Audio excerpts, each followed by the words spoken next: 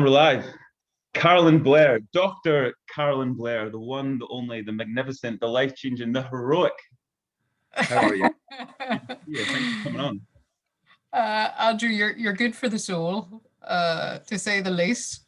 Appreciate that. I mean, if there's anything I'm good for, at least I'm good for the soul. I mean, it could be a lot worse. I've heard worse things. Certainly on the Tuesday evening, I've heard of worse things. So welcome to the podcast. For those of you who are tuning in, you're very, very welcome. For those of you who are returning, welcome back. It's great to have you on. I have the pleasure, the honor, and the privilege of having Dr. Carolyn Blair on tonight. Carolyn Blair, how are you doing? That is the most important question. How are you? I'm doing wonderfully well. This Tuesday evening, there's not much to do on the eve of St. Patrick's Day these days. So yes, I'm very well, thankfully. I'm delighted to be on with you, Andrew. I'm looking forward to hearing what you're going to ask. Yeah, it's going to be life-changing. I mean, I'm not going to lie to you.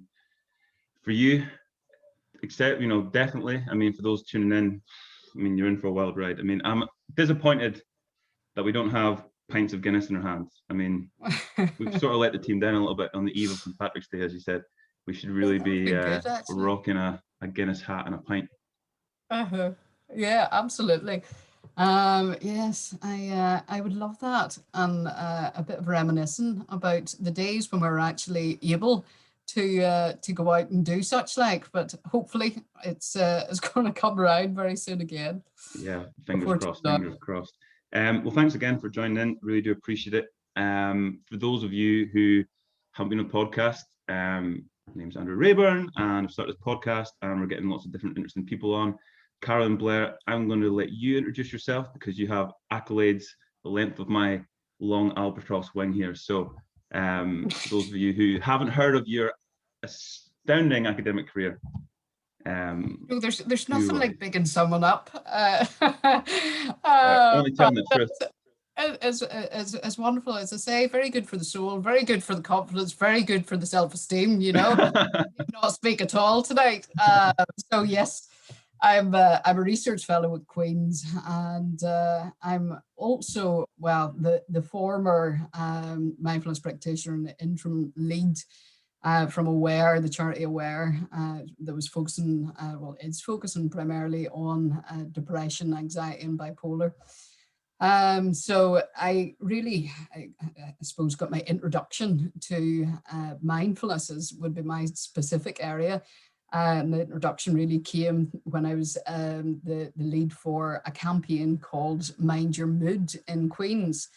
And it was really through that, while I was doing my PhD, that I was introduced to the whole world of mindfulness as a taster for students. I was sent in a course, and then post that, I suppose it became an integral part of my life, essentially. And then post that, ended up training as a mindfulness practitioner and delivering courses and workshops, and trained then to deliver a kids-based program as well. So so that was really my introduction to the whole realm of mindfulness. And I've been studying in the area of mental health for approximately 10 years or so now, and working in that realm. So it's something that, for me, I think we're all on a continuum, and we all need to take care of our mental health, essentially. And I think finding tools and techniques and skills and ensuring that we enlarge that toolkit that we have is essential for all of us. And it's obviously no more relevant than today, in the sense that us all being in this grand lockdown, and we know that the implications of that are obviously the increased sense of loneliness, increased anxiety, and maybe job security is a little bit shaky, and all those things can obviously have a major impact on our mental health. So all the more important to be practicing and learning new skills to be able to help with that. Absolutely. And it's a fantastic journey that you've been on, and no better person having the podcast. As you say, mental health is always prevalent. It's always at the forefront of our minds. It's fortunately, there's been a lot more awareness to mental health in the last 5 years to decade, particularly in the university sector. Maybe you agree, but certainly working in universities myself, I've noticed the last couple of years it's come to the forefront, and it's obviously a massive topic. And I think mindfulness is an important technique that people are starting to use and integrate, and was almost a bit of a buzzword last year, for lack of a better expression, and rightly so. It's obviously had positive results, and for people who probably don't know exactly what mindfulness is, would you mind sort of explaining and expanding on what mindfulness is, or a mindfulness approach? Of course, of course. As Andrew said, obviously that it's been something that's very much came to the fore, but it's also something that a lot of people are a little bit skeptical about, in the sense that wondering, what does this mindfulness mean? We think it maybe means meditation, and does meditation just mean sitting cross-legged under a tree humming? Is that really what we're doing? And nothing wrong with that. Goodness, does that decrease stress? If I was doing that, I would end up more stressed and thinking about all the things I need to do. So a lot of people do poke fun at it, and quite rightly so. In many ways, I think it's obviously not the panacea for all ills by any means, but it's a technique that is scientifically proven to help in its form of MBCT, mindfulness-based cognitive therapy. The National Institute of Clinical Excellence recommended this program for those who are having recurrent depression, recurrent episodes of depression. So, and we know from the neuroscientific evidence that meditative practice does actually change the brain. And there's good folk out there like Dan Siegel and Richie Davison that can obviously put substance behind that. And the main guy that I suppose is that I would look towards in regards to mindfulness-based practice would be Jon Kabat-Zinn. And he would say that mindfulness means paying attention in a particular way on purpose in the present moment and non-judgmentally. And essentially what we're saying really through that is that it's about present moment awareness. And maybe you're thinking to yourself, but surely I'm always present. I'm always here. I'm always in the minute. What are you talking about? But quite often our thoughts can be way in the future, or else maybe dragging behind us, remembering something that we said or something we did in the past. And it's not saying that by any means that reflection isn't a necessary part of life. Of course it is. Of course it's something that's essential, either reflect on or else forward planning too. But whenever we end up worrying about the past, or even maybe worrying about the future, we can end up making ourselves particularly stressed and maybe a little anxious as well. So mindfulness practice is really helping us to stay present. And it's a technique that really uses our breath to anchor to the present moment. So essentially what we're doing is by focusing on our breath, we're anchoring ourselves to the present moment. And it's not just about anchoring to our breath, but also about noticing our bodily sensations. So trying to connect the mind and the body in a manner so that slows down that hamster wheel mind that we can all have.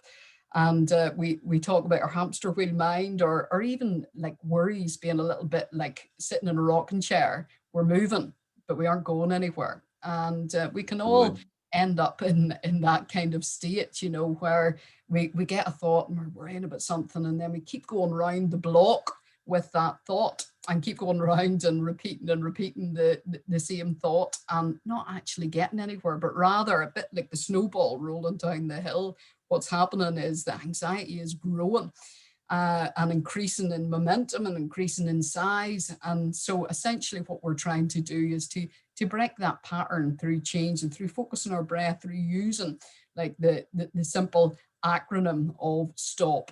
So stop, take a breath, observe, and proceed. So in that sense, that it's trying to just apply that. And the more that we practice this skill, a bit like anything, a bit like what you're obviously expert in regards to the training and the gym side of things, that we don't develop muscles overnight by going to the gym on one occasion, but rather it takes practice, it takes discipline, it takes intention for us to develop this skill. So essentially it's a lifetime practice, in a sense that there's no one there who's a mindfulness practitioner that would say that, yes, I've mastered this. Rather, it's an everyday activity. And in the one sense, we have our mindfulness practice, which means our sitting practice, having a time period per day, whether that be 5 minutes, 10 minutes, 20 minutes, however long, to practice, to sit, to focus on your breath, to lie, whatever suits you. And also then it's your daily mindfulness, it's your attitudinal change, it's practicing kindness, compassion, gratitude, all those attitudes that it's really trying to soften that critical inner voice that we can all have. We can all have that sort of narky voice that's saying, you're not good enough, you can't do it. Why do you think you can do it? So it's trying to notice that, not push it away by any means. Notice the thought patterns, but soften that voice and take those sharp edges off. So that's a very long-winded way of trying to explain what mindfulness is about.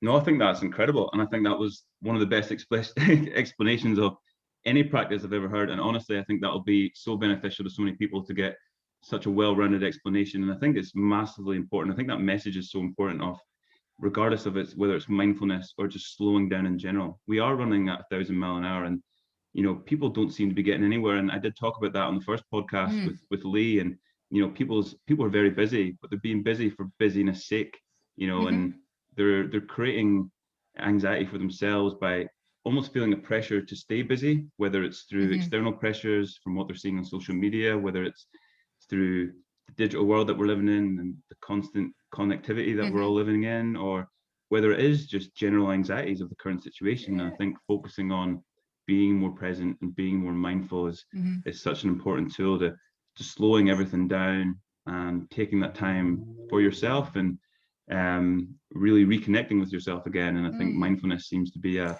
fantastic practice. And it's interesting of what you're saying there too. Like, and if we do live in that place of continual threat, we're in the fight, flight, or freeze zone.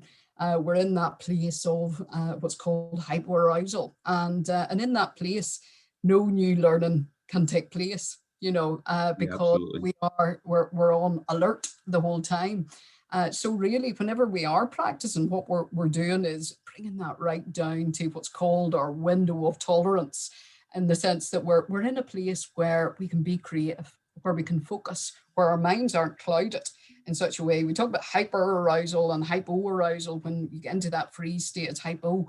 And when we're in the place of that window of tolerance, we're really expanding our net, in a sense. We're really thinking, okay, so we have opportunities here. We have opportunities to be creative. We can actually progress into new things. There's the fear levels are down, the threat levels are down. So it means that we actually can embrace life in a different way, and potentially more creatively as well. So as you say, like it's certainly something that by slowing down, by really providing ourselves with that opportunity, that we can actually see new opportunities emerging, and being able to focus on new things, and with more a greater sense of concentration as well, that we can actually accomplish more. So by slowing down, our productivity goes up, which is the ironic thing in a sense, because we think, right, we slow down, oh my goodness, I'm going to drop off the age and I'm not going to be as good as my competitors.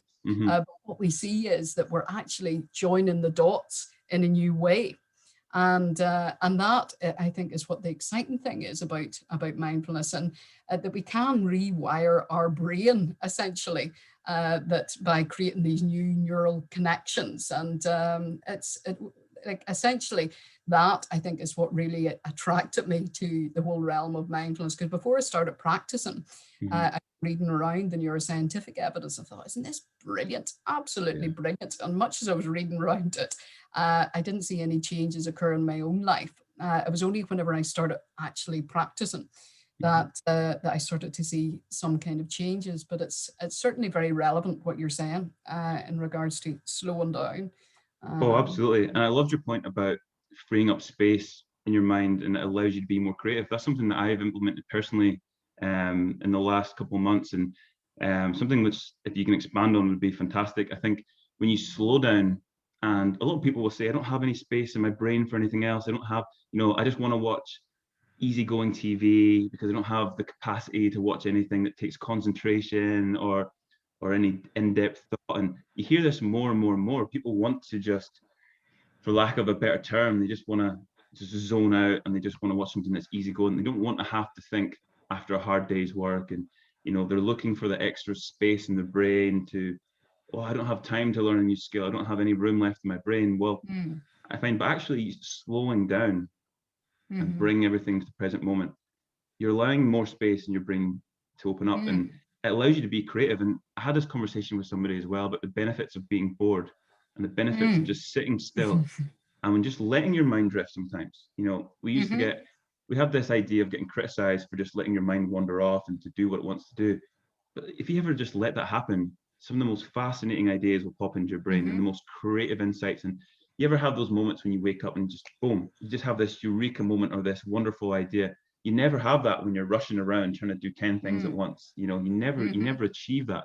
But when you let your brain just slow down and you let it reset and let it wander off, all of a sudden it gets creative in its own right, and you're freeing up more space. And I love to hear your thoughts on how that would work and those processes of just using a mindfulness practice and approach to freeing up more space in the brain and allowing it to be more creative. Yeah, well, I think you've explained it perfectly there, in the sense that that whenever we do slow down, that we give ourselves permission essentially to let the dots join. Like, as we can imagine, if our schedule is hectic and we're going from one meeting to the next meeting and even doing one piece of work to the next piece of work, that we don't have that necessary processing time. And essentially, like, that was something that I suppose was very relevant to me through my PhD in particular, because what we were told is we have to contribute in an original way to the existing knowledge base. And so essentially what I was panicking about was, oh, right, I have to have an original thought here, and so I have to be joining the dots myself. And that, for me, actually, there was a sense of anxiety in that, as in, oh, do I have the capacity to be creative? And sometimes that whenever we're thinking, okay, right, I have to think for myself here, that responsibility in itself can be a little bit frightening for some people, and I can identify with that entirely. But whenever we actually direct the attention inwards, in a sense, and give ourselves permission to actually own our own thoughts and to be, I suppose, responsible for ourselves and have confidence and courage with ourselves, and trust our own being, essentially. And that's what a big part of mindfulness is about as well, is about developing that self-trust. Because if we don't trust ourselves and our own opinions about things and decisions on matters, then we're in shaky ground. So, and the best way that we can develop that trust in ourselves is really through having that mind-body connection. Yes. And if we're not listening to essentially our gut feeling on things, and that's not like airy-fairy in the sense that whenever we maybe have been frightened by something in the past and we're continually frightened by it, then it's not about necessarily listening to the voice of fear, but rather listening to the subtle indications that our body gives us that maybe, there's something about this that I need to take heed of, and our body does keep the score, as Bessel van der Kolk says. And I think that's a resource that so often we don't actually tap into. And by doing that, we take away that sort of focus upon the cognitive, and like, we can't always work things out with our brain through an analytical sense, but rather by slowing it down, it's amazing what actually can happen creatively. And you were even saying there about some people say, at the end of the day, all I want to do is basically numb my brain by whatever means possible. Yeah, definitely. I want to numb out, numb. Yeah. And for us, essentially, what we're trying to do is develop a sense of curiosity, curiosity about life. And again, it's about giving ourselves permission. And I think the best example is childhood.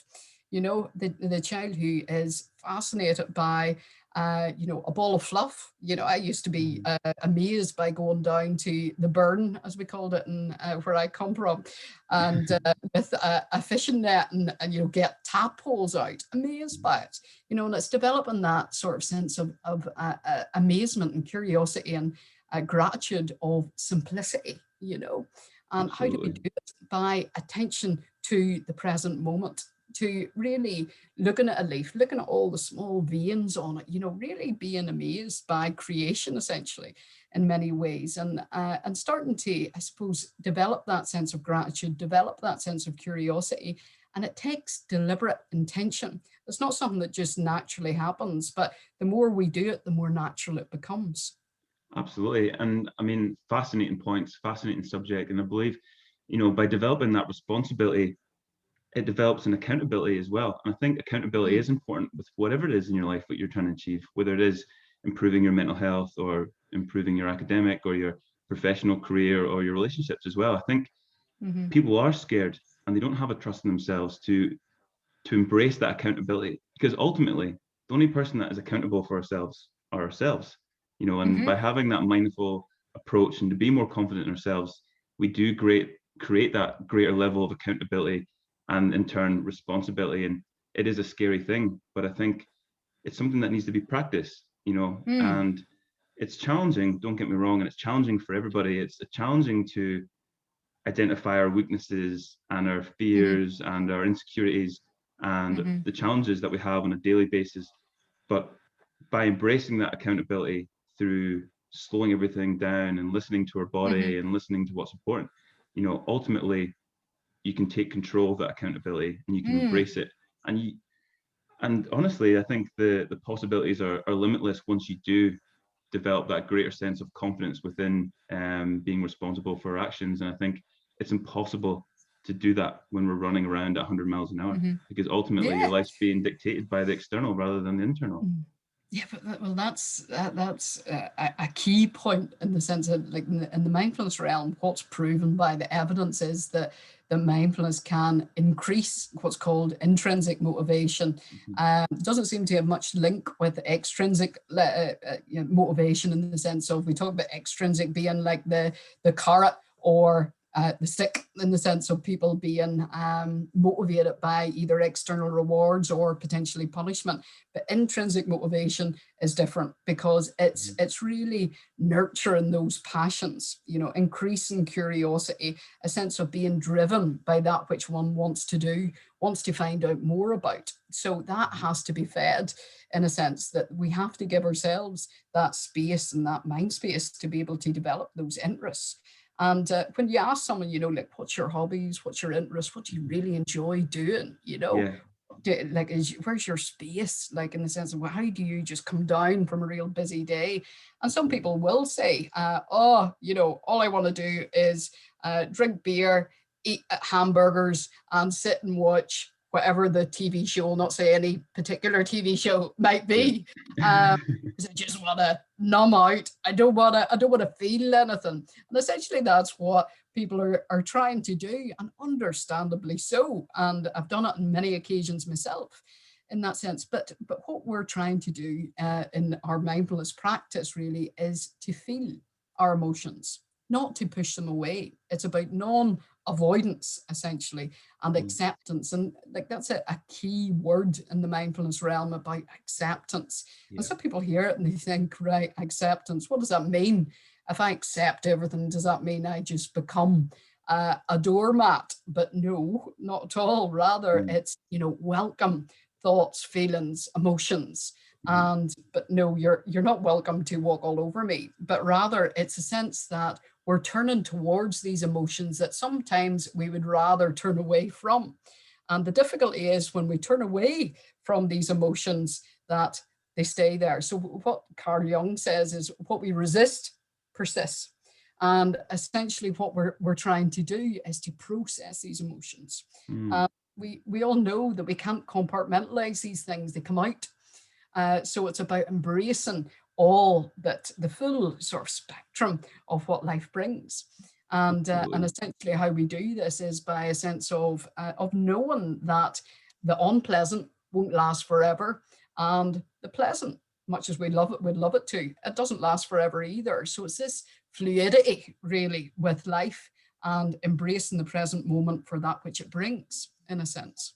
Absolutely. And I think it's a fascinating point when you talked about those intrinsic emotions or those intrinsic motivators as well, where I think something, again, I mentioned in the first podcast, more related to our physical activity, but I think it's equally as important to our mental health and our emotions as well, as what is important to you.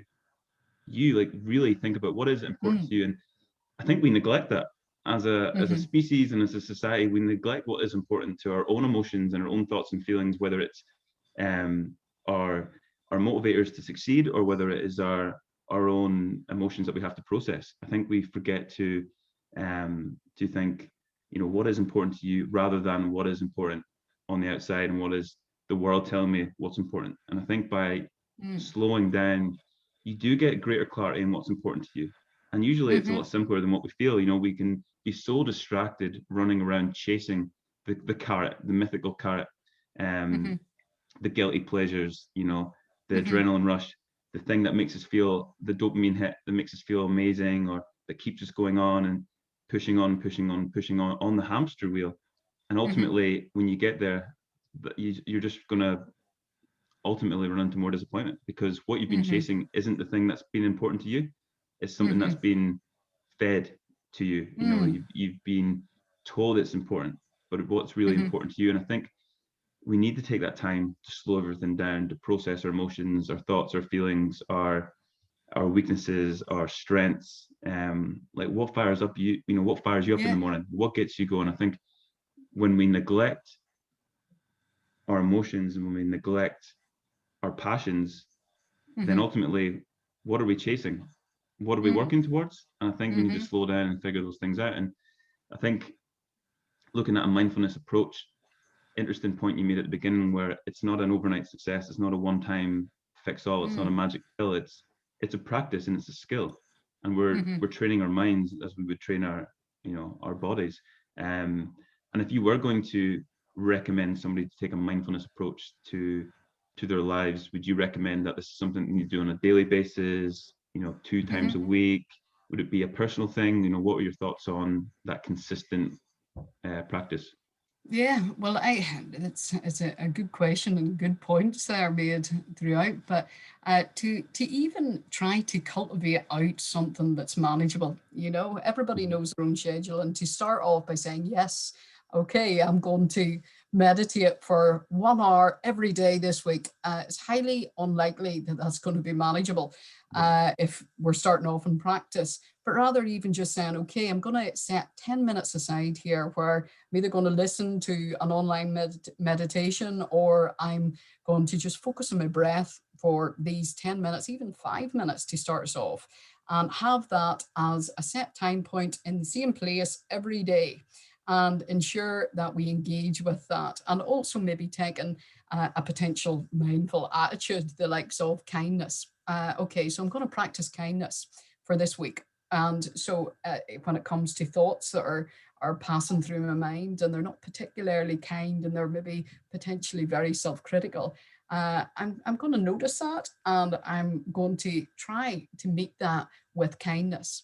So it's not about pushing away. It's not about a sense of harsh, sharp changes, but rather just noticing, observing, and seeing that if through that we're starting to notice any softening really in our attitudes, and also in the way that we embrace situations. And as well, like obviously when it comes to particularly stressful situations, it's always good to have a sort of practice to hand. And one such practice is even finger breathing, as it's called, and using the index finger of one hand and tracing it round the other hand, and using that as we breathe in and up to the top of the thumb, and breathing out on the other side, and just using that as a tactile point to really focus our attention. So it's tuning us in with the body and also anchoring us with the breath. So having that as a way of managing stress, and that can be responsive. Say an email comes in and it's like, oh, my emotions are up to here.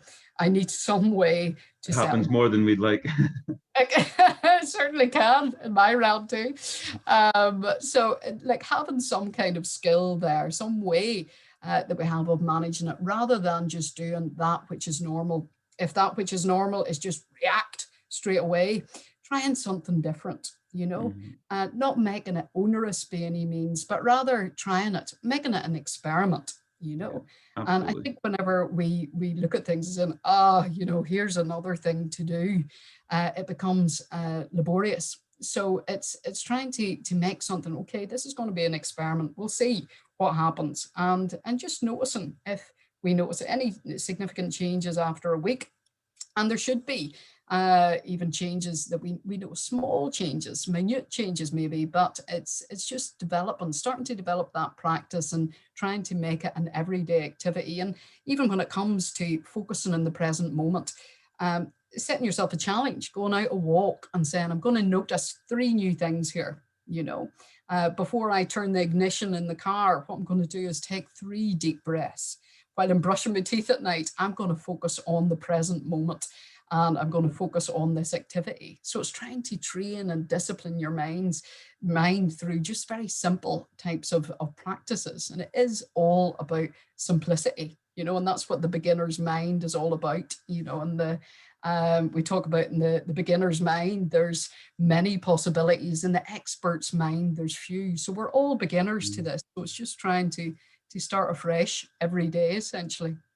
It's incredible. It's so fascinating. And one of the things that really drew me into mindfulness and made me curious about mindfulness was almost the diversity of the benefits of taking a mindfulness approach and a mindfulness practice. We've mentioned already there a dozen different benefits, whether it be, you know, relieving stress, anxiety, depression, trauma, being more productive, more creative, more motivated.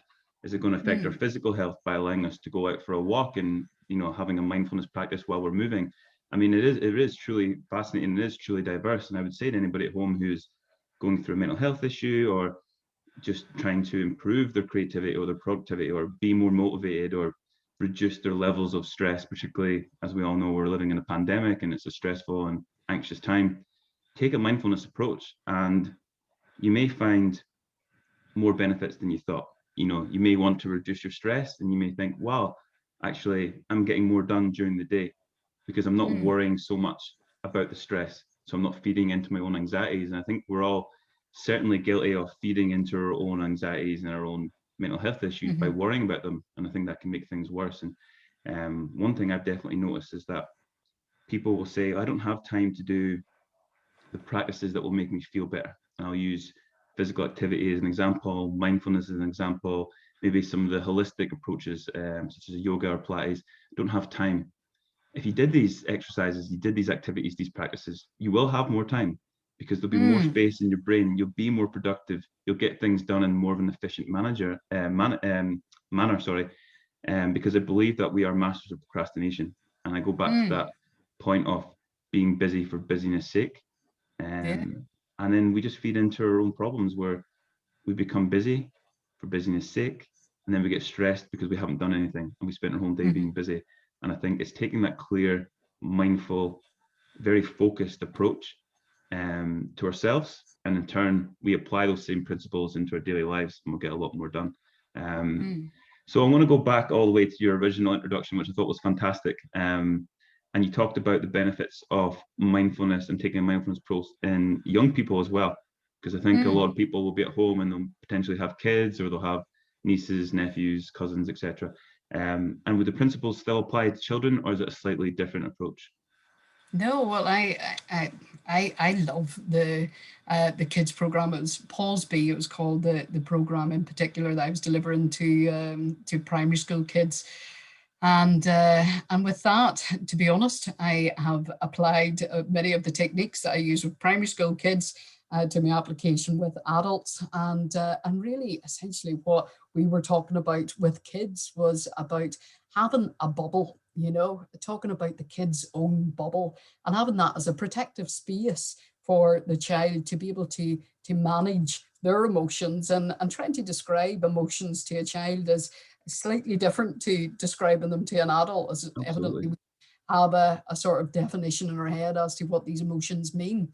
But for children, we talked about, you know, emotions being a bit like when we have a snow globe, we shake up the snow globe and we see the snow flying around the snow globe and you can't see the object in the middle clearly.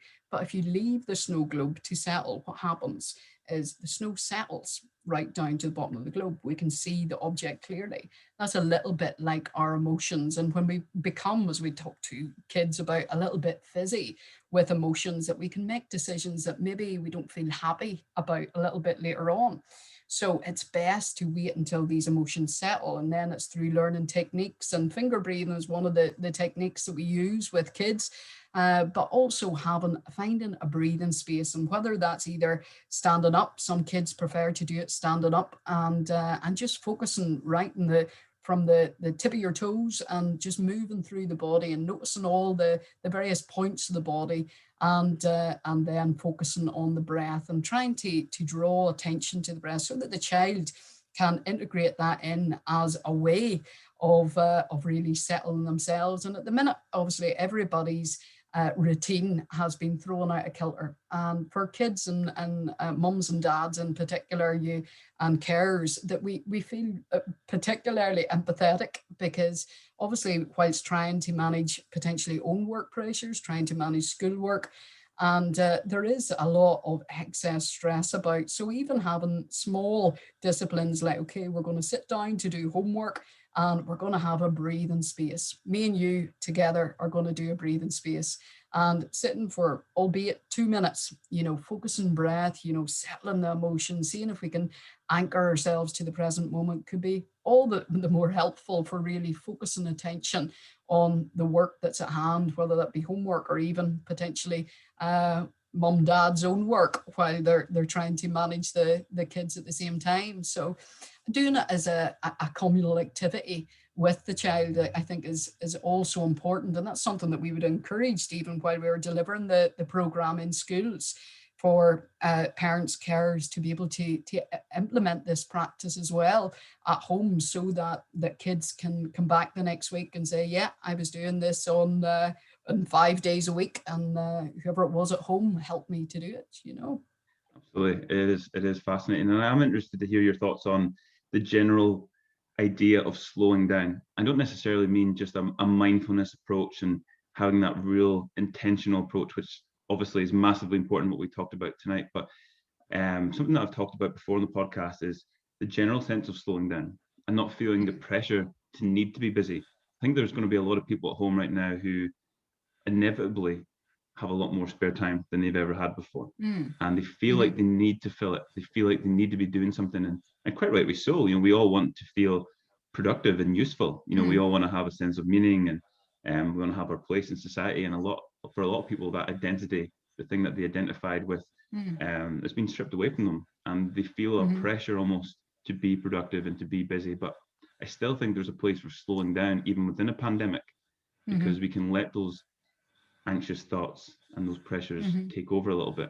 And again, we fall into that trap of being busy for busyness sake. So I'm interested to hear your thoughts on slowing down within this pandemic.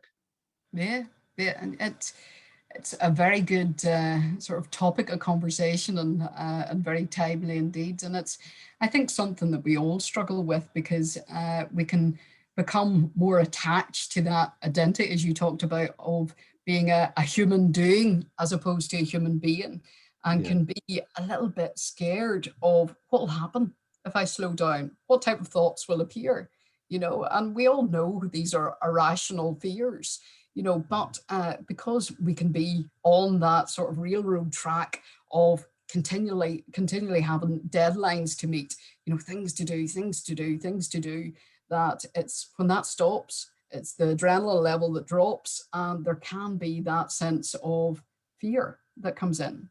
But if we sit with that emotion, and we're not talking about anything like as in particularly traumatic or anything like that there, but just that general sense of fear, that is in, okay, there's a space here.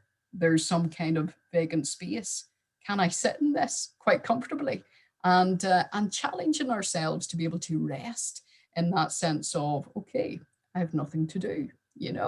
And for some people, it maybe sounds a bit ironic in a sense that that maybe some folk out there can just delight in that, but for others, it's like, oh, I don't know quite how to handle this, and using that as a time period for just letting whatever bubbles to the surface bubble, and that's where, as you talked about a little bit earlier, where the most creative thoughts can come from.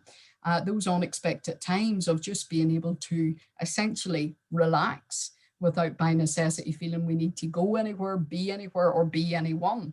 And as you talked about too, in the sense that our identity can become intertwined with that which we do rather than that which we are, and again, that's where the sense of trust in oneself comes in, and being able to really embrace that sense of self-compassion is also important to being able to sit comfortably with oneself.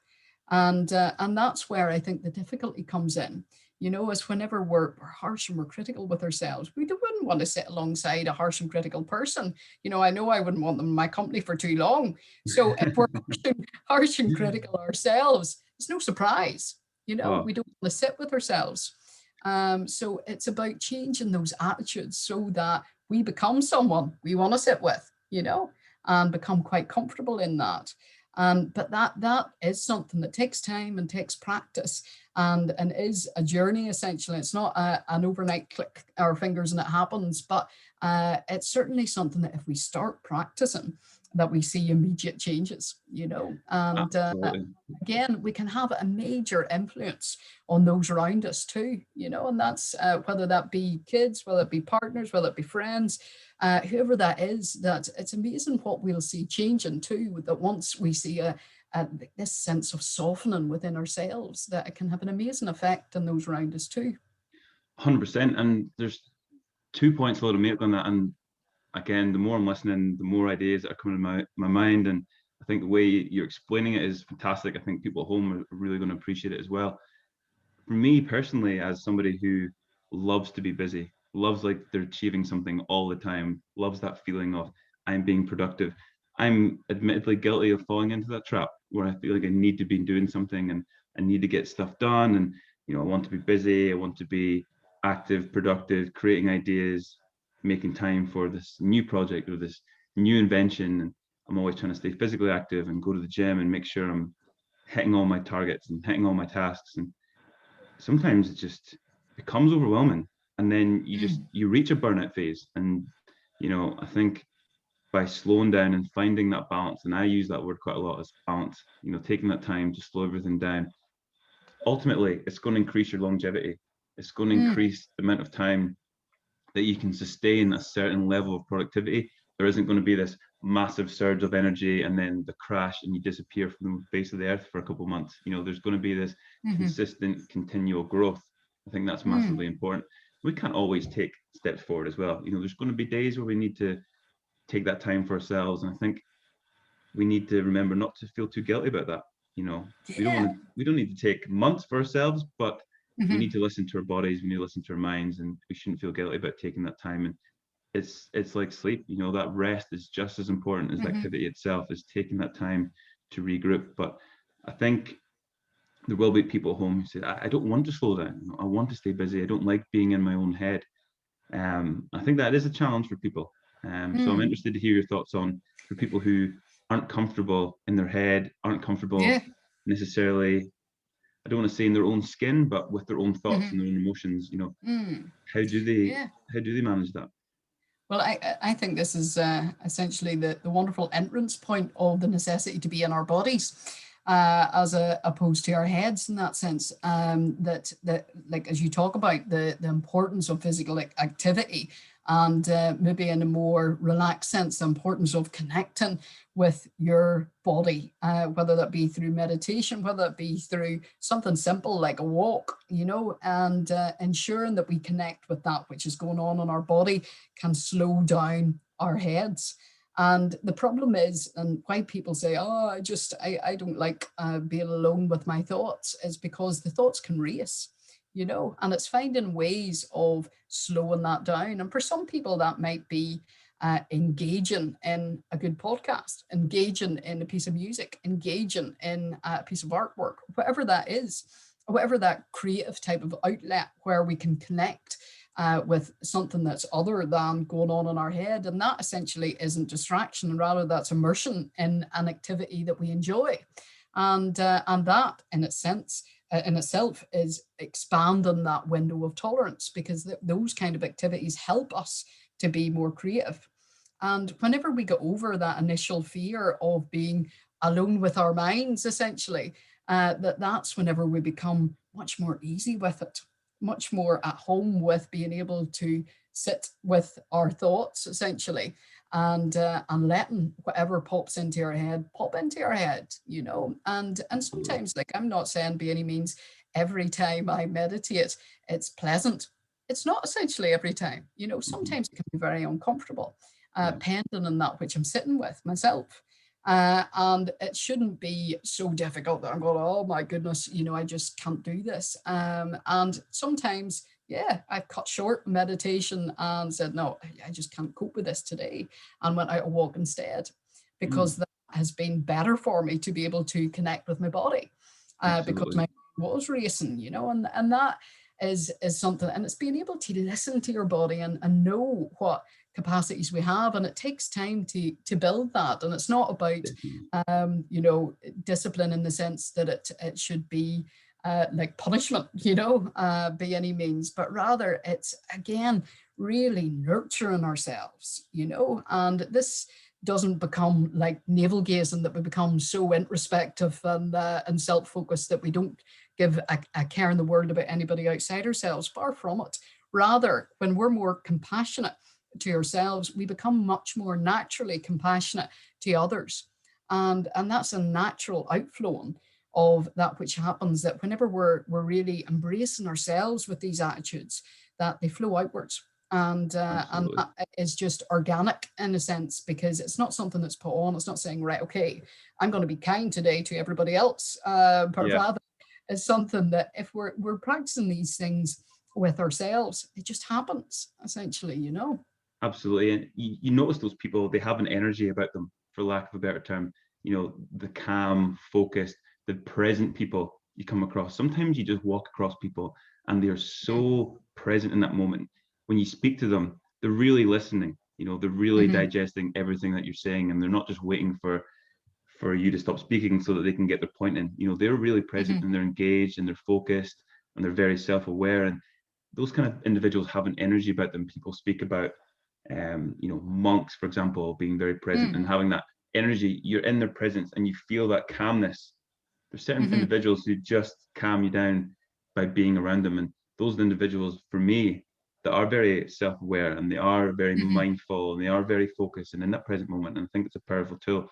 And as you said, if we can be ever so slightly present and ever so slightly mindful ourselves, ultimately we're going to improve our relationship with other people, because people are going to feed off your energy and you're going to have a better connection and a better trust with other people. And I think you can, you know, humans have instinctive powers probably beyond what we understand, you know, where we can read somebody's energy and we can have that connection with an individual. And I think a lot of that comes down to how present and aware they are in that moment.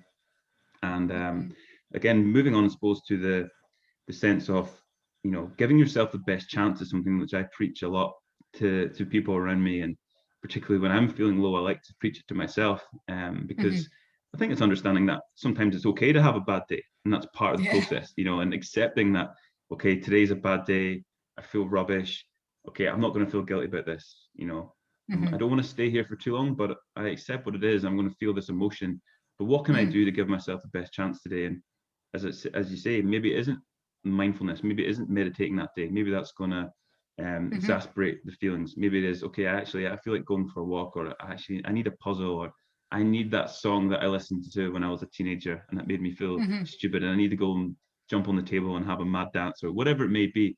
But give yourself the best chance and do what applies to you. Do the things that make you happy. And I think it's so easy to forget that. It's so easy to forget what makes us happy, and we neglect those simple feelings. You know, there's days I go out for walks in a forest, or I'm in the mountains, and I'm just, why am I not here all the time?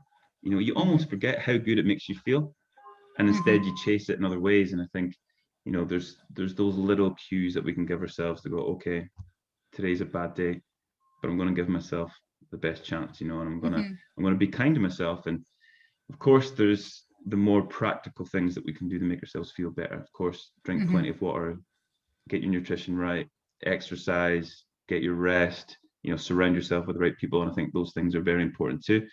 But also, what is it that makes me happy, and don't neglect that. It's massive. But moving on again, I suppose to probably more my expertise in the field would be in the physical sense, and we've touched on it briefly this evening, and something I want to dabble in a little bit more: the importance of physical activity. And I know you're a avid gym goer and class attendee yourself. You've been in some of my function classes. It's got groovy, it's got spicy, it's got emotional, it's been mythical, it's been life-changing, it's been everything in one. It has. I've never seen an individual so dedicated to going to classes. You are absolute golden attendee. How does Carolyn post-COVID? Yeah, this is when things were open. How do you manage to get into so many classes? But I think the importance of physical activity it's preached, but I still think it's overlooked. I don't know what you do personally now that we're in lockdown, but the benefits of physical activity, I'd love to hear your thoughts on how that can complement taking a mindfulness approach, because it's a different thing. It can be very different. That big release of that surge of energy can be very different from calming everything down, but yet both seem to have a similar beneficial effect.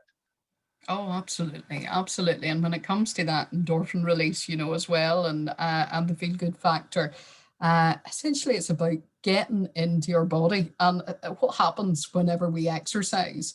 Obviously, the attention goes to that which is happening in our body, and when we're focusing on that, and we're focusing on our breath as well. When it comes to running in particular, that by necessity there needs to be a rhythm there to our breath. It's really anchoring to that, and that can become, I suppose, a place where we find that state of flow. And I'm sure we've all been in that place where we've been, it's like as if time has just passed like an instant, and it's when we get into those places, it's like there is a sort of a sense of utopia there.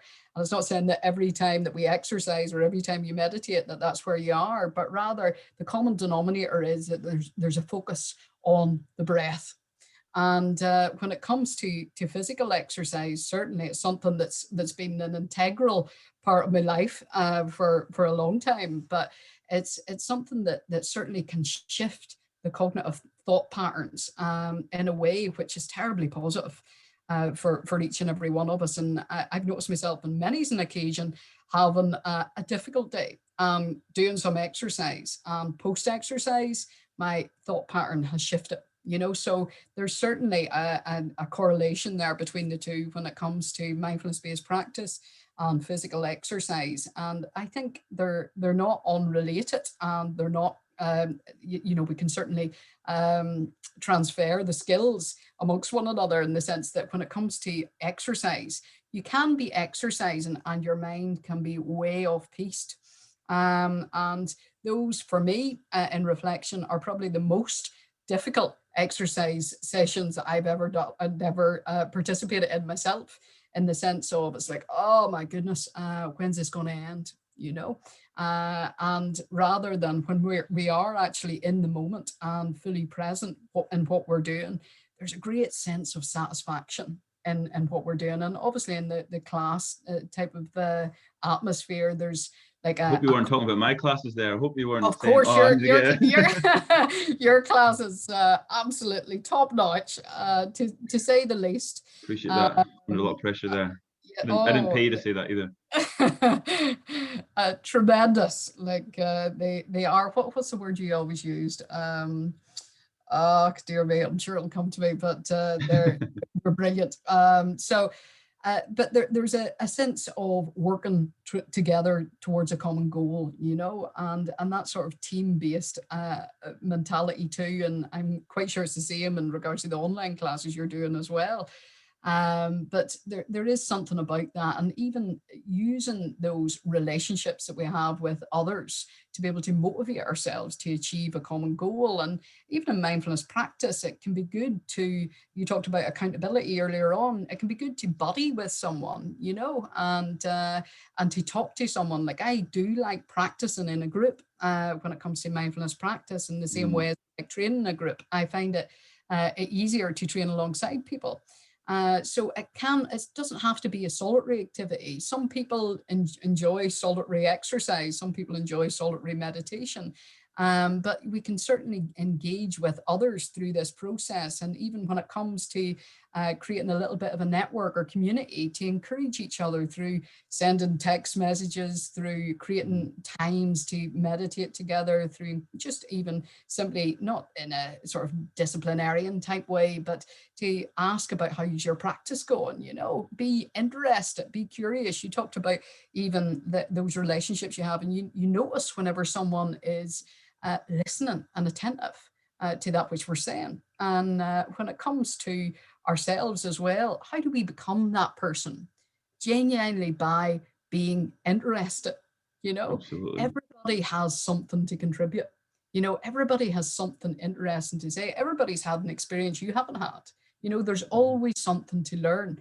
And it's about developing that attitude of learning. There's always something here that I can learn, and something that can essentially develop me as a person. And when we have that kind of approach to whatever we're doing, we can learn something from washing the dishes, a mundane activity. There's always something to be had in that sense. It's treating each individual as somebody who knows something that you don't, because ultimately everybody does know something you don't. And it's an important tool, and it's an important thing to take into consideration when you meet a new person. That individual knows something that I don't, and there's always something to learn from somebody, and there's always something to learn from ourselves as well, if we give ourselves the time and the space to let those creative ideas flow. And I think whether it's exercise, whether it's meditation, whether it's mindfulness, whatever it may be, there's so much more that we are capable of that we don't even know yet. And I think it's there's a quote, I think maybe it was Jordan Peterson, who's a controversial clinical psychologist. If nobody's heard of him, he will divide opinions like you've never experienced before. But he mentions in one of his books that we have a moral obligation to be the best version of ourselves, because in turn we can give more to other people. And you can take that in a variety of ways, but I don't like to use it as a way of putting pressure on yourself to be the best version of yourself and to achieve all your wildest dreams and to be this poster version and the ultimate version of yourself. What I mean by that is, if we can spend the time and be self-aware enough and have that accountability and not feel guilty about working on ourselves, and allow ourselves to focus on the you and the I, and to really give ourselves time to be the best version of ourselves, ultimately we're giving more to others, because you'll be more attentive. You'll be able to give more energy to other people if you're not stressed and anxious and overwhelmed and experiencing burnout. So ultimately, by being the best version of yourself and giving more time to yourself, you can be a better husband or wife or daughter or son or brother or friend or teacher, and I think we forget that. I think we can easily have this pressure on ourselves to give to other people and to put other people in front of ourselves. And I think, of course, that's important. You want to help people, and there's no better feeling than helping others. But if we do that on a consistent basis where it's draining our resources, and we forget to give that time to ourselves and allow ourselves to breathe and give ourselves the best chance to be the best version of ourselves, then ultimately we're not going to be the best friend, because there's going to be no emotional energy left. We're not going to be the best partner or husband, because we aren't going to be as attentive. We aren't going to be able to focus and really listen to the other person's needs. And I think that's so easily overlooked. And you notice it with, I've done it personally. I've been through that experience myself, where I've experienced being overwhelmed or burnout, and you want to hide away from the world. And I couldn't be the best son I wanted to be. I couldn't be the best friend, because I had nothing to give. I had no emotional energy left, and I needed to completely remove myself from that situation, rather than just balancing it at an earlier stage and just giving what I could, essentially. Yeah, it's so true, Andrew, and all those points. And we've talked in the mindfulness realms about the flow of compassion. There's that sense of the compassion we give to others, which quite naturally most of us are fairly good at. When it comes to receiving the compassion of others, that even in itself can be something that's difficult. You know, someone gives us a gift, for example, and or says something particularly complimentary, and there's like a resistance. You know, we can't receive whatever it is. Why is that? Without thinking it's transactional. You know, it's an interesting thing that is like automatically either I need to say something back, I need to give you something back, without really being in receipt of that and enjoying that, really taking that to heart. You know, and so it's really about, in a sense, practicing that, and also practicing that self-compassion, what we've talked about a little bit earlier there, about being able to be much more gentle with ourselves, softer with ourselves, with the assurance that knowing that this won't limit our productivity, this won't make us into a doormat.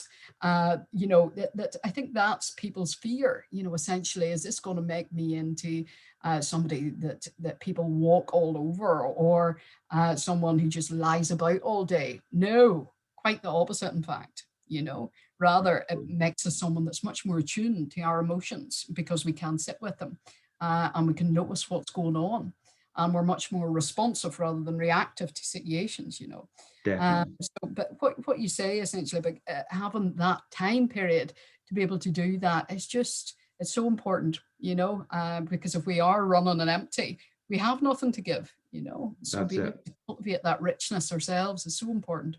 Definitely. And, you know, of course, I'm not preaching that point of, you know, neglect other people and be selfish and, you know, don't give to others. That's the complete opposite. You know, the point that I'm saying, like you rightly, for anybody who's listening at home, is, you know, in order to give the most to other people, then you have to be able to give to yourself. And then sometimes giving to yourself is shutting away from the world for a little while and focusing on you and giving yourself that same compassion, as you rightly said, as you would give to others. And you know, ensuring that your emotional tank is being topped up and you're not running on empty. And I think it's very important now, so more than ever. And on that note, Carolyn Blair, what a journey, what a pleasure, what a ride. I honestly, I enjoyed that so much. Thank you so much for the insight. I think we'll wrap the podcast up there, and I would definitely have you on again. I think that was massively informative for a lot of people, lots of food for thought, and for me personally, I loved every second. So I really appreciate you coming on. Tremendous. And I hope we can do this again soon. Well, thank you so much, Andrew. And it's been an absolute pleasure. I'm delighted to be on any time at all. And one wee note just before we go is that if anybody is experiencing any psychological distress or anything relating to mental health difficulty where they feel they may need professional support, we would encourage you to go to your GP, to seek support, seek professional support. That obviously tonight it was just a few tips to help if you're feeling a little bit maybe down or a little bit stressed out. But if you're in need of professional support, please seek that professional help. Absolutely wise words, and I can only reiterate what Carolyn said. You know, speak to your GP, get that professional support. There's an abundance of amazing charities out there as well who completely anonymously will give you that support and guidance and direct you to the correct practitioner. So once again, thanks everybody for joining in. Carolyn, absolute pleasure. Again, we'll get you back on. So informative and really appreciate it. So you take care, and we'll chat again soon. Everybody out there, super, take care. We love you all. Thank you so much.